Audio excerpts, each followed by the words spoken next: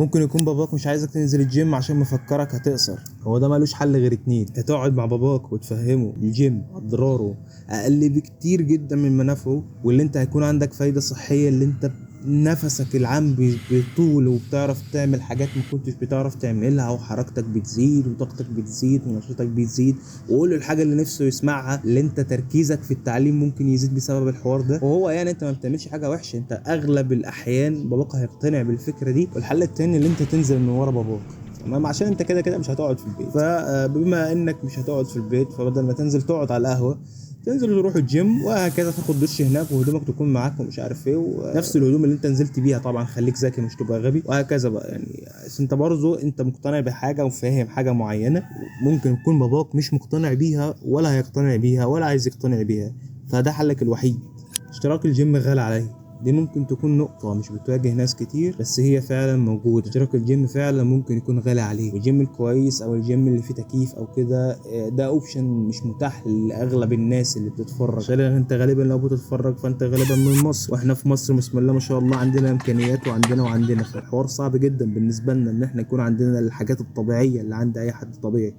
فاحنا رجال، احنا ما بنشكيش وخلاص، احنا بنشوف الوضع الحالي وبنحاول نغيره. فانت اشتراك الجيم غالي عليك، مش عندك برضو غير اوبشن معين، اللي انت تتمرن في البيت كاليستينكس. وبرضو هذكر عليك الكوميونتي تاني، هتلاقي الناس بتتمرن معاك وناس متابعه معاك في نفس المستوى اللي انت فيه، والحوار بيكون ان انت بتاخد تحدي مع واحد صاحبك. انت هتشوف ناس كويسه جدا في الكوميونتي، وناس فعلا نفسها تتقدم ونفسها تحسن من حياتها، والحوار ده بيكون شبه مجاني يعني.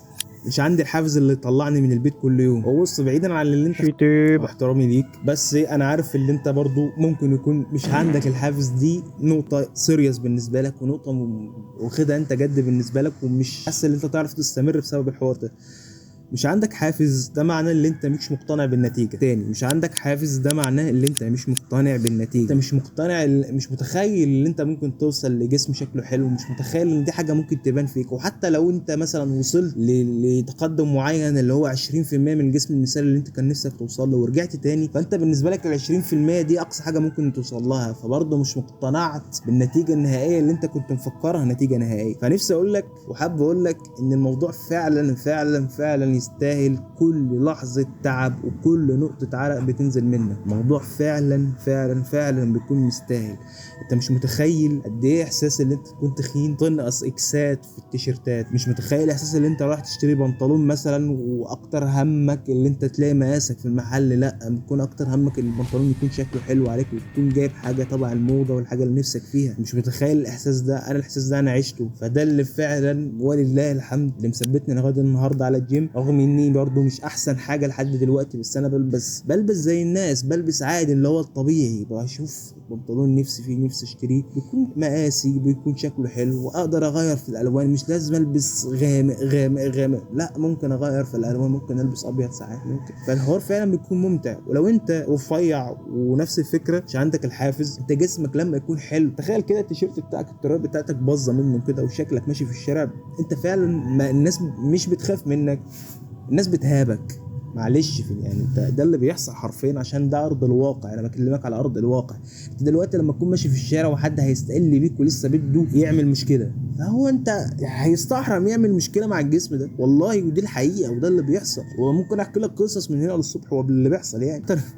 انا في ناس بتخش تتعرف عليا ان انا عشان بس شكل ضخم، ان انا مش عندي احسن جسم في الدنيا، بس انا شكل ضخم وشكلي يدي ان هو واحد، عارف انت العيال اللي بتشيل وكده، ده شكلي ضخم وشكلي كبير شويه، مع ان طولي مش اطول حاجه برضه، بس الناس بتحب تتعرف عليا بس عشان الخصله دي، عشان الميزه دي. بحس بالاحراج من جسمي وبخاف اتمرن. ده هس كان بيجي لي انا شخصيا وانا ما كنتش بطيء، بس الفكره بتاعت ان حد بيتفرج على جزء الرخويات اللي فوق كرشي وهو بيتهزز وانا بتمرن، وما كنت بهلك جدا من الحوار ده، وكنت بخاف الناس تتفرج عليا وانا بتمرن في الجيم، لحد ما اكتشفت ان محدش مهتم، وان حد كان مهتم فده بني ادم عبيط ببساطة شديدة يعني.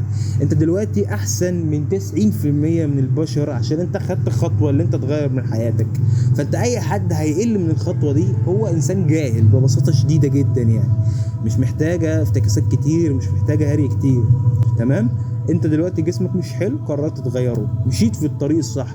اي حد عنده اعتراض على ده يبقى انسان المفروض ما يعترضش على ده، عشان ده شيء ما يخصوش اصلا. تمام، انت اولا ما بتعملش حاجه غلط، بالعكس جدا جدا جدا كمان انت بتحاول تعمل احسن حاجه صح في وضعك، وبتحاول تغير من نفسك. وان حد مثلا قال لك اللي انت واجهك بكلمه، قال لك تخين او حاجه او رفيع او بتاع، تقول له اي ام وركينج اون ات، انا شغال على كده، انا شغال ان انا احسن من الوضع ده. وخدها بهزار يعني، مش تاخد على صدرك من حد، عشان فعلا ما فيش حد مستاهل اللي انت تخش تكلمه في الحوار ده. عشان لو حد اصلا فتح معاك الموضوع ده هو بيكون انسان تافه صدقني، الا لو كان عايز ينصحك في حاجه معينه وياخد رايك في حاجه معينه، او يسالك عن تجربتك معينه. ممكن يكون مثلا واحد رفيع بيسالك عن حاسس بايه وانت تخين كده، فاهم؟ ده عادي، تاخدها بصدر رحب وشاركوا تجربتك. فده برضو ممكن تعمله في الكوميونتي بتاعنا بشكل لذيذ كده. ممكن تسال على حد متقدم شويه في ليفل، اساله انت عملت ايه عشان توصل لهنا وهكذا، وهو بيدي بنصائح. يعني طبعا الناس بتحب تفليكس شويه على بعضها، هيبقى يقول لك بقى والله كنت باكل كذا وبعمل كذا وبنام في الوقت الفلاني، فاهم؟ فالحوار بيكون ممتع، تحس انت بالصحبه اللي حواليك دي والناس كلها بتعمل شبهك. فانت الحوار بيكون زي رمضان كده، انت في حاجات ما بتعملهاش الا بس في رمضان، تمام؟ وحاجات في منتهى الجمال ونفسك تعملها في بقيه الايام. بس الفكره عشان في ناس حواليك كلها بتعمل زيك واحسن، فانت بتحس ان انت اقل واحد، بتحس ان انت الغريب، فانت بتضطر تعمل زيهم وبتعمل الحاجه الحلوه. فنفس الفكره عندنا في الكوميونتي كده، انت بتكون الناس شبهك، فانت بتكون اقل واحد في الناس الكويسه، فانت بالطبيعيه بتكون كويس غصب عنك.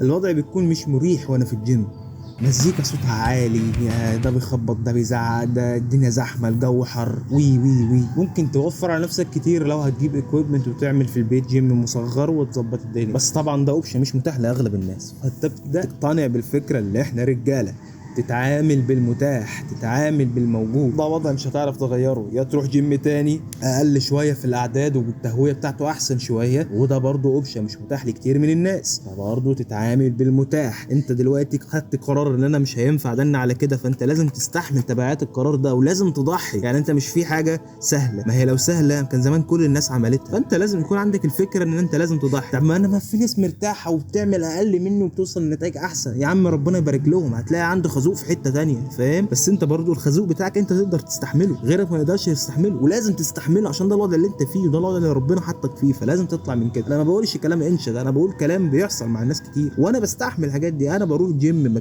الصوت السماعه بتاعته بتهز الارض، والناس الجو بيبقى حر جدا يعني، ويا دوب بعرف اقف على رجلي يعني من كتر الزحمه ومن كتر الناس. هو مع ذلك بتمرن وبخلص تمرينتي وبكون حاطط السماعه بتاعتي في وداني بسمع بودكاست ولا حاجه عشان انا امشي الليله، وخلاص خلصنا بجد يعني. بس احسن حل انصحك بيه اقول لك برضو حاجه انا عملتها. انا جات لي فتره كنت متفق مع الراجل صاحب الجيم، كان جيم بسيط شويه يعني، وكان الراجل بتاعه حته سكاره حرفيه، فكنت متفق معاه ان انا اخد المفتاح. وعلى فكره ما كنتش مشترك ولا حاجه، كنت بروح بالحصه عادي. بس هو يعني انا هعمل ايه في الجيم يعني، لا مؤاخذه، فاهم؟ حرفيا كنت بروح اتمرن الصبح قبل الجامعه، وكانت في منتهى الجمال يا جدعان، اقسم بالله. تخيل انت رايح كده تمشي الفجر وتتمرن وطالع بالبتاع والجاكيت، حاجه في منتهى الجمال فعلا. بس انا عارف برضو ان دي حاجه مش متاحه لاغلب الناس، فانت برضو ممكن تروح الصبح لو الاوبشن ده متاح. انت ممكن تروح الصبح في الطراوه والناس قليله ومفيش حد، اغلب الناس ما بتتمرنش الصبح عشان بيبقى عندها شغل او حاجه، فده لازم يكون اوبشن يكون متاح في دماغك، تمام؟ تحاول تروح الصبح بحيث ان هو اغلب الوقت الناس بتكون